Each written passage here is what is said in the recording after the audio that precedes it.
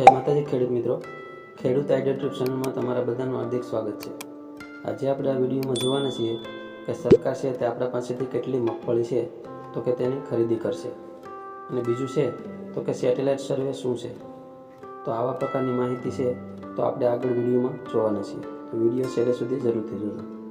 જો તમે અમારી ચેનલ ઉપર પહેલી વાર આવ્યા હોય તો અમારી ચેનલને સબસ્ક્રાઈબ કરી દેજો અને બાજુમાં આપેલા બેલ આઇકોનને છે તો કે પ્રેસ કરી દેજો, જેથી કરીને અમારા જેવા નવા વિડીયો અપલોડ થાય તો તેવી તરત જ તમને નોટિફિકેશન મળી જાય। તો ચાલો આપણે વિડીયોની શરૂઆત કરીએ। તો મિત્રો, અત્યારે છે તો કે ટેકા માટેની અરજીના ફોર્મ છે તે ભરાવાના ચાલુ છે। 15 તારીખ સુધી છે તો કે ફોર્મ ભરાવાના ચાલુ રહેશે, અને ઘણા ખેડૂત ભાઈઓ છે તો કે ફોર્મ ભરી દીધા છે, અને જે ખેડૂત ભાઈ બાકી હોય તો તે તમે આ તારીખ સુધીમાં છે તો કે ફોર્મ ભરી દેજો। તો હવે આપણે આગળ જોઈએ કે સેટેલાઇટ સર્વે છે તે કઈ રીતે કરવામાં આવે છે। તો મિત્રો, સેટેલાઇટ સર્વે છે તે ઓનલાઈન એટલે કે સેટેલાઇટ દ્વારા છે તો કે તમારા જમીનમાં જે વાવેતર કર્યું હોય તેનું છે તો કે સેટેલાઇટ દ્વારા ફોટો ખેંચવામાં આવે છે।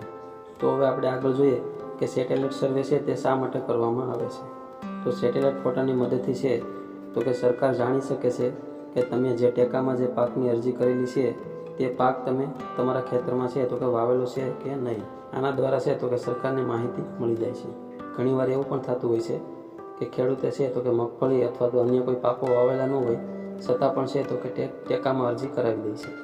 તો આવી બધી પ્રક્રિયાઓને છે તો કે અટકાવવા માટે છે તો કે સેટેલાઇટ સર્વે કરવામાં આવે છે। પછી ઘણીવાર મિત્રો એવું પણ થતું હોય છે કે જે આપણે અરજી કરી હોય તે ઘણીવાર છે તો કે કેન્સલ પણ થાય છે। તમે છે તો કે વાવેતર પણ બરાબર કરેલું હોય અને છે તો કે ટેકામાં પણ તે જ વાવેતર લખાયેલું હોય તો પણ ઘણીવાર છે તો કે તમારું ફોર્મ છે તો રિજેક્ટ થઈ જતું હોય છે। તો એવા કિસ્સામાં છે તો કે સરકારી અધિકારી છે તો કે તમારા પાક ઉપર આવીને સર્વે કરશે, અથવા છે તો કે તમારે એક જીઓટેગ એપ્લિકેશનમાં છે તમારે તમારા પાકનો ફોટો પાડીને રાખી લેવાનો હોય છે। તમે જ્યાં વાવેતર કર્યું હોય તે જગ્યાએ જઈને તમારે છે તો કે આ જીઓટેગ વાળી એપ્લિકેશન હોય તેમાં ત્યાં જઈને તમારે ફોટો પાડી લેવાનો હોય છે। તમે જ્યારે ફોટો પાડશો ત્યારે છે તો કે એમાં બધી જ ડિટેલ આવી જાય, લેટિટ્યૂડ લેંગિટ્યૂડ આવી જશે, કઈ તારીખે ફોટો પાડેલો છે અને સમય શું છે તે પણ આવી જશે। તેના માટે છે તો કે તમે નોટકેમ એપ્લિકેશનનો પણ ઉપયોગ કરી શકો છો। તો હવે આપણે આગળ જોઈએ કે સરકાર છે તે આપણા પાસેથી છે તો કે કેટલી મગફળીની છે તો કે ખરીદી કરશે। મિત્રો, આ વખતે છે તો કે મગફળીમાં છે તો કે ગયા વર્ષ કરતાં 20 થી 22% છે તો કે વધારે ઉત્પાદન જોવા મળે તેવું લાગી રહ્યું છે, કારણ કે આ વખતે છે તો કે મગફળીનું વાવેતર છે તો કે વધારે પ્રમાણમાં થયું છે। તો મિત્રો, અત્યારે હાલ છે તો કે સરકાર દ્વારા કોઈ જાહેર કરવામાં આવ્યું નથી કે સરકાર છે તો કે ખેડૂત પાસેથી કેટલી મગફળી ખરીદશે, પરંતુ આપણે છે ગયા વર્ષના આંકડાના અંદાજે છે તો કે આ વખતે અંદાજિત કેટલી ખરીદી કરશે તો તે આપણે જોઈએ। મિત્રો, આ વખતે છે તો કે 51 થી લઈ અને 55 લાખ ટન સુધી મગફળીનું ઉત્પાદન થાય તેવો અંદાજ છે તો કે સરકાર દ્વારા મૂકવામાં આવી રહ્યો છે। તો મિત્રો, ગયા વર્ષે છે એક ખેડૂત ખાતા દીઠ છે તો કે 200 મણ મગફળી ખરીદવામાં આવી હતી।